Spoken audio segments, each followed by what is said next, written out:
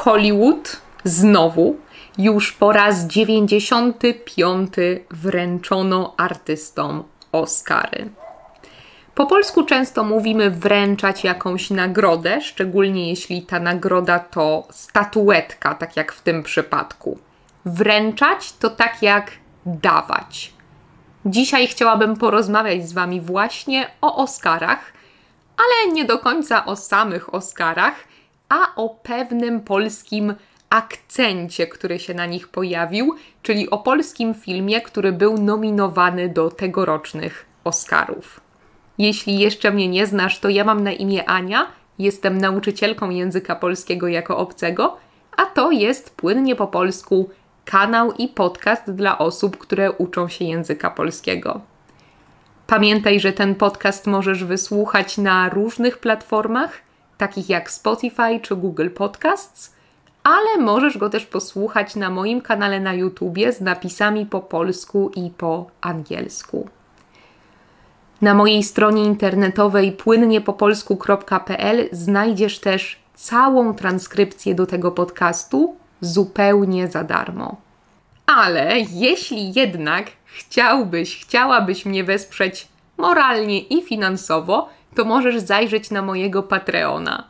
Nie tylko możesz w ten sposób wspierać moją pracę, ale dzięki subskrypcji będziesz dostawać też dodatkowe materiały do nauki języka polskiego. Nie zapomnij też, że prowadzę również lekcje języka polskiego, grupowe i indywidualne. To też możesz sprawdzić na mojej stronie internetowej, jeśli jesteś zainteresowany lekcjami. Na mojej stronie są informacje dotyczące lekcji indywidualnych, ale jeśli interesują Cię lekcje w grupie czy w parze, to daj mi znać mailowo. Myślę, że to tyle, jeśli chodzi o moje ogłoszenia wstępne. Wiem, że ich nie lubicie, ale mam nadzieję, że jeszcze mnie słuchacie. Nie wiem, czy śledzicie nowości ze świata gwiazd, ale Oscary to chyba coś bardzo popularnego na całym świecie. Teraz już nie śledzę zbyt uważnie tych nominacji i tego, kto wygrał, ale pamiętam, jak kiedyś faktycznie wstawałam w nocy i oglądałam Oscary, bo w Polsce amerykański wieczór to dla nas środek nocy. I bardzo interesowałam się tym, kto dostanie statuetkę. Teraz już mniej się tym interesuję, sama nie wiem dlaczego. Dajcie mi znać, czy dla Was Oscary są ważne i czy czekacie na nie jakoś szczególnie, czy interesujecie się tym, czy nie.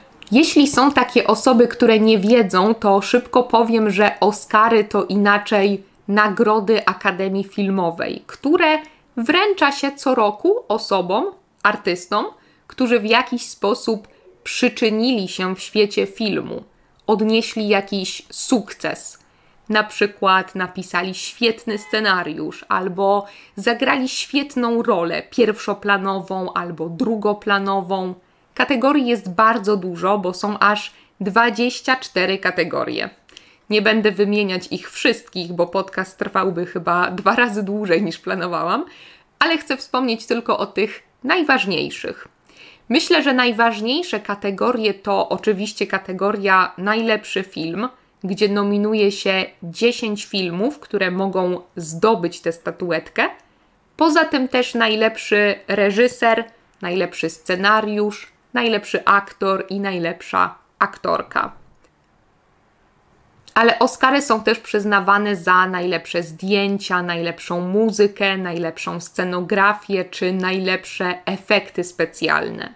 W każdej z tych kategorii, poza kategorią na najlepszy film, ogłasza się nominacje od 2 do 5 filmów. Jest też jedna kategoria, bardzo ważna dla krajów takich jak na przykład Polska, jest to kategoria na najlepszy film międzynarodowy, nieanglojęzyczny. Do tej pory aż 13 polskich filmów zostało nominowanych do Oscara w tej kategorii, ale jak na razie tylko jeden z nich zwyciężył. Był to film Ida, który dostał Oscara w 2014 roku. Mówię o tym wszystkim, bo w tym roku też został nominowany do Oscara jeden polski film. Był to film Ijo Jerzego Skolimowskiego. Jerzy Skolimowski to bardzo znany polski reżyser i scenarzysta, więc warto zapamiętać sobie to nazwisko. Fabuła tego filmu jest na pewno oryginalna, bo opowiada o losach osiołka. Nawiązuje do tego też zresztą tytuł filmu Io. Na początku myślałam, że to ja z języka włoskiego, bo film to polsko-włoska produkcja, ale nie.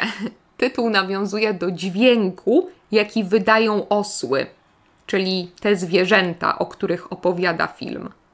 Po polsku, jeśli chcemy udawać osła, to robimy właśnie ten dźwięk. Io, io, io. Może nie będę robić tego w podcaście.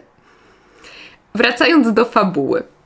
Osiołek znajduje się w polskim cyrku i jest tam bardzo źle traktowany. I tylko pewna artystka o imieniu Kassandra stara się go chronić. Za jej sprawą też osiołek zostaje przeniesiony z cyrku i trafia do ośrodka terapeutycznego, ale ucieka stamtąd, bo bardzo tęskni za Kassandrą.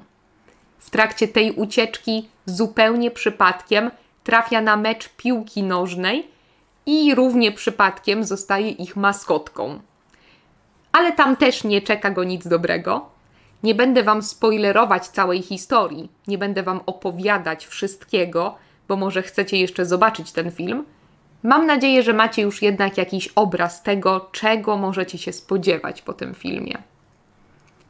Film oczywiście fizycznie przedstawia życie osiołka, ale metaforycznie mówi o czymś o wiele głębszym. Jest to opowieść o ludziach, o każdym z nas. To portret życia, w którym spotykamy bardzo różnych ludzi, dobrych i złych. Możemy traktować go niejako jako odzwierciedlenie naszego życia, ale możemy też go traktować jako komentarz dzisiejszej etyki w relacjach ludzi ze zwierzętami. Mam trochę wrażenie, że Skolimowski chciał nam przypomnieć o tej relacji, bo dzisiaj bardzo często o niej zapominamy. Chciał pokazać nam, jak bardzo podobni jesteśmy do zwierząt. Metafory mogą być też oczywiście różnie odczytywane. Jeśli widzieliście już ten film, to koniecznie dajcie mi znać, jakie są wasze wrażenia i jak wy odczytujecie te metafory z filmu. Film jest na pewno oryginalny i bardzo artystyczny. Wizja artystyczna miesza się z tymi filozoficznymi refleksjami i to jest na pewno coś, co wyróżniło ten film na tle pozostałych filmów. Na pewno zapytacie mnie w komentarzach, gdzie obejrzeć ten film.